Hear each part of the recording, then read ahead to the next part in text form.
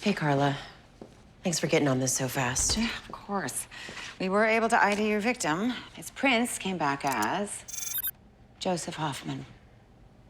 He was Army. In and out of treatment for years after he was discharged. Possibly found some peace in the forest. I hope so. What can you tell me about his death? Abrasions on the hands and arms indicate a scuffle before he died. So he fought his killer? Yes, and it wasn't any angry spirit. He was finally able to do a full lab workup. Mr. Hoffman and the other victims were indeed scared to death, but they had help. Testing showed he had extremely high levels of dihydroxyphenylmethylaminoethanol in his system. That's a mouthful. Adrenaline, a naturally occurring hormone, which is why it didn't show up as unusual in the test on the previous victims. How high a level? Oh, massive, as if it was injected into his system. Not fatal by itself, but resulting in rapid onset of hypertension and tachycardia. Sending the body's fight or flight response into overdrive. Could be why the killer uses the mask to terrify his victims. Accelerating their heart rates to catastrophic levels. Their fear is his high. And this is why I don't worry too much about restless spirits. The real-life monsters are scary enough.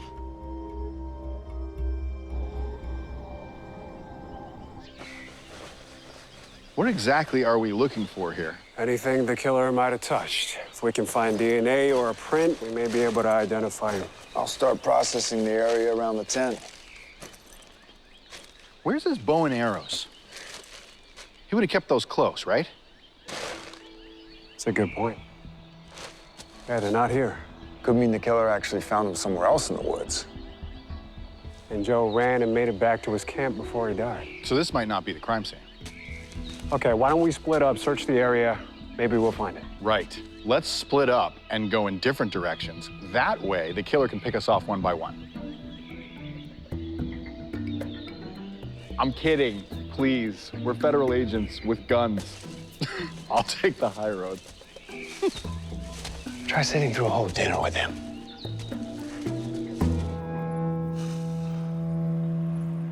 Do federal agents take a class on how to write excruciatingly boring reports? For most of us, it comes naturally. I'm not finding any connections between the victims. Some of the same social media apps, but none of the same friends. Nothing in their backgrounds, jobs. I'm sorry, am I excruciatingly boring too? Yeah. Oh, I mean, no, you're the least boring person I know. Nice save. Look at this. These are the physical copies of the 2 oldest cases that the FBI sent over.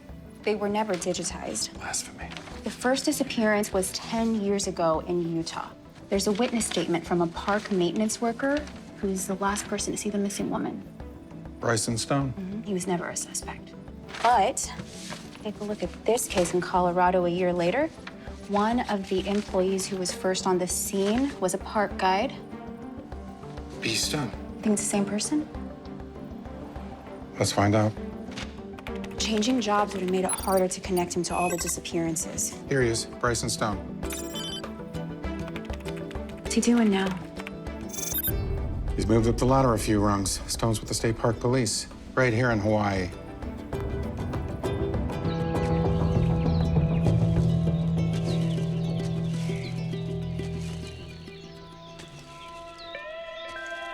Kai, I think I found it.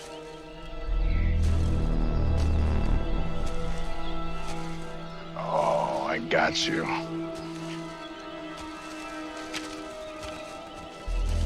Kai, you got an evidence bag? I'm gonna need that back.